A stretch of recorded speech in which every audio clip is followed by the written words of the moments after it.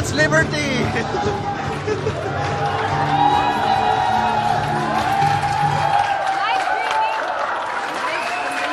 Wala, magkwento ko laptop.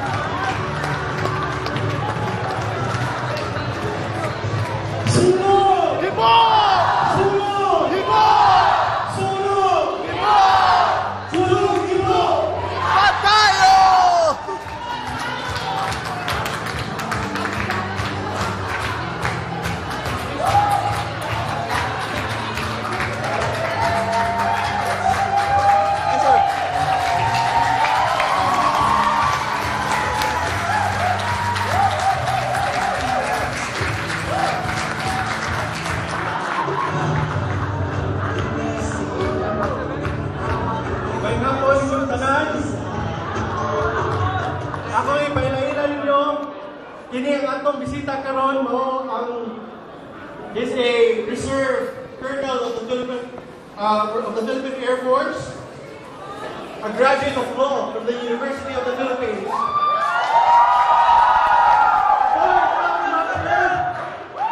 Ang pinakabata na Secretary of National Defense and Chairman sa National Disaster and Coordinating Council. Ang karon, ang umakamot akong bisita sa Pilipinas.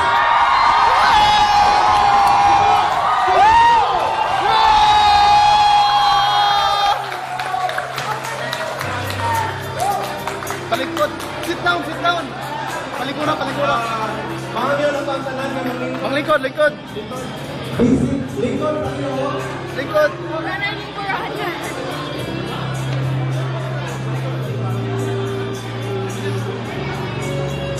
So, viewer, I will hand over the microphone to Secretary Teodoro.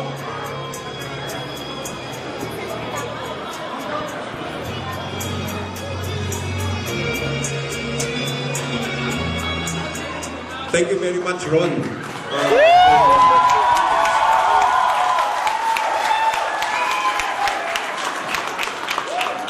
I'd like to also introduce to you a person who accompanied me this Sunday. Both our wives stayed at home. Congressman Anton Lagdameo, Davao del Norte. Do you know who his wife is?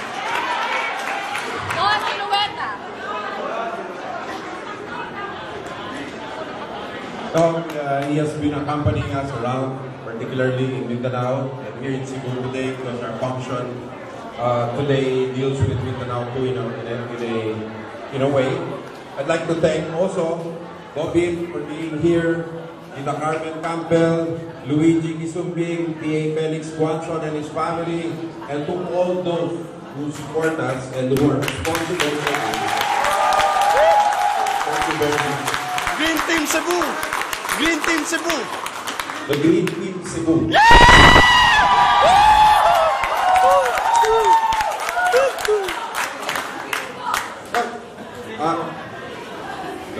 Facebook, guys, the Green Team Cebu.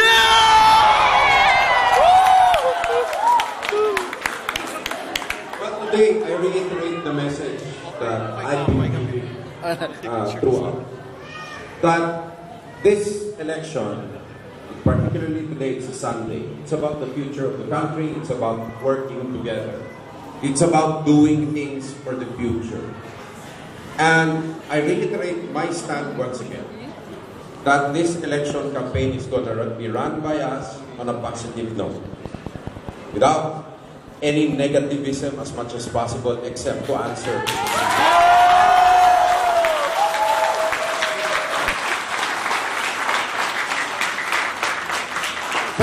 For two reasons. Number one, the country is sick and tired of bickering already.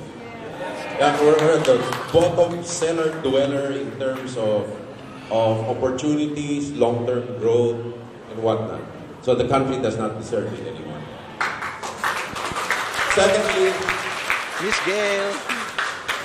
Secondly, without having to appear smart, we know our platforms, we know our capabilities, our track record is before the people to scrutinize. We don't need to bring somebody else down just to bring ourselves up. That's true.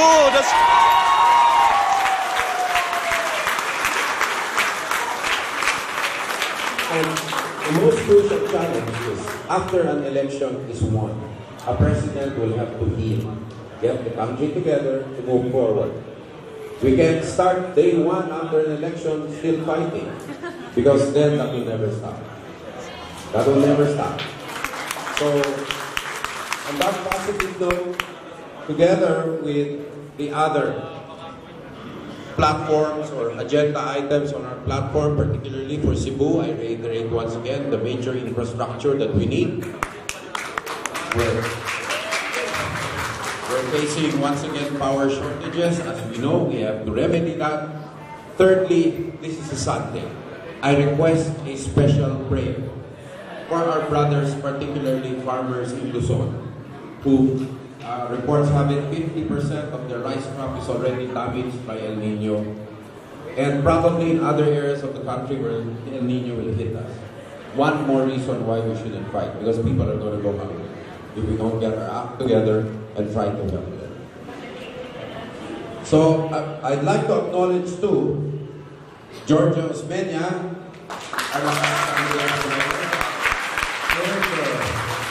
Manny Pacquiao, Attorney Manny Pacquiao.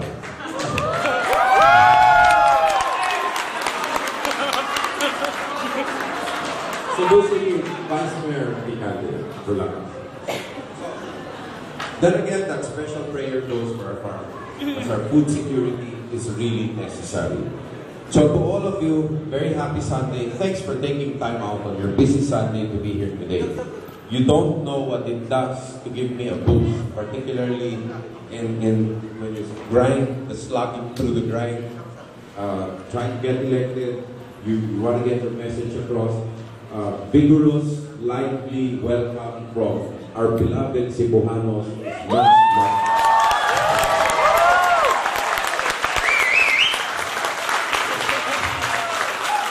Once again, kami tanan, daghang salamat, kinasing-kasing, daghang salamat.